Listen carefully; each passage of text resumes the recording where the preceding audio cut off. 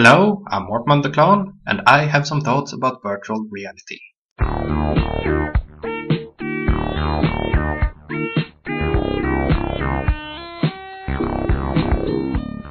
There has been a lot of exciting news about virtual reality headgear lately.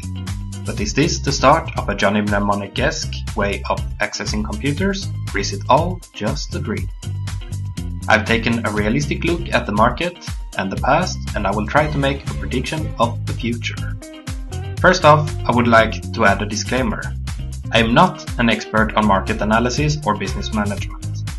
I am talking strictly from the perspective of someone who's been following the technology for a long time. With that out of the way, what do I think will happen to virtual reality headgear in the next few years?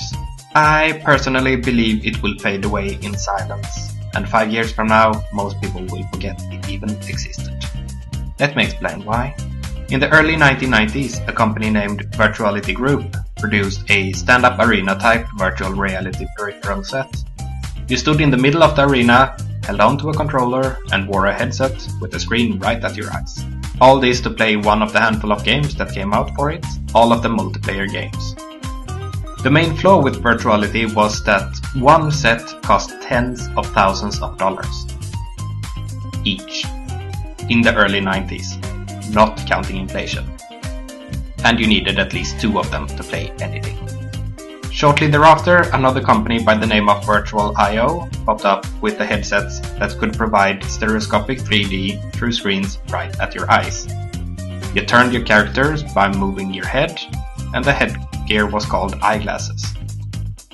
By the way, this was way before Apple started trademarking everything with an eye before it, but that's a discussion for another time. This time the cost was much more manageable, costing less than $1,000. Why didn't it take off then? Well, some say the market wasn't ready for it, others says it was the intense headaches you got from watching the low resolution screens in full 3D. The next attempt were by none other than the over 125-year-old game producer Nintendo. Virtual Boy was meant to be the new way of play portable games and were supposed to end the Game Boy era. With only two colors, a handful of games, and a headgear that was way too big and too heavy to wear, this so-called portable game system was more stationary than most computers at the time. Victomax was the next company to step up to the plate, with their Stuntmaster and Cybermax headsets that provide a rather good quality stereoscopic 3D and head tracking for a reasonable price. They were bound to take over the market. The fact that they supported a lot of the games on the market helped a lot. Alas, nothing happened. Again, a market that wasn't ready got the blame, but nobody really knows why. Since then, we've had a multitude of different 3D peripherals. Each of them failed. We had Nvidia's 3D glasses that worked with all games thanks to their software. We had the VFX1 that could track both your head and hand movements. The Sony 3D TV that even allowed two people to see two different things on the same screen. The most recent failed example includes Google Glass. But just because everything else failed doesn't mean that Oculus Rift or Sony Morphis will fail, does it? Well, let's take a look at some of the other aspects, like the resolution. For the past 15 years, we have seen a race to get better and better resolution on bigger and bigger screens. Less than a year ago, we got 4K as option for our cat videos on YouTube. And the mobile phones got a whopping 13 megapixels as standard. Is the gamer, who gets picky about not being able to play on max settings every time, really going to be able to go back to less than 1080p? The latest confirmed resolution of the Oculus Rift is as low as 640 x 800 per eye. That is the same resolution we had on regular screens 10 years ago. People have also reported on the lack of clarity from the screens due to them being so close to the eyes.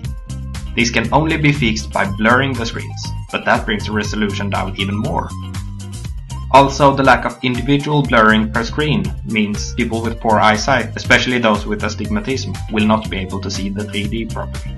The biggest thing that speaks against the 3D headsets are still the same as 25 years ago: headaches and nausea.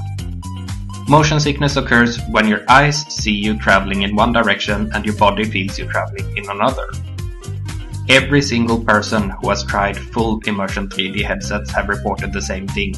Their bodies tried to react to things they knew weren't there. Although I personally believe that we can adapt to such things, I don't think the mainstream player is willing to risk it after trying it out for the first time. The average person will take the headset on, try to play for 5 minutes, get sick, and will not pick up the headset ever again.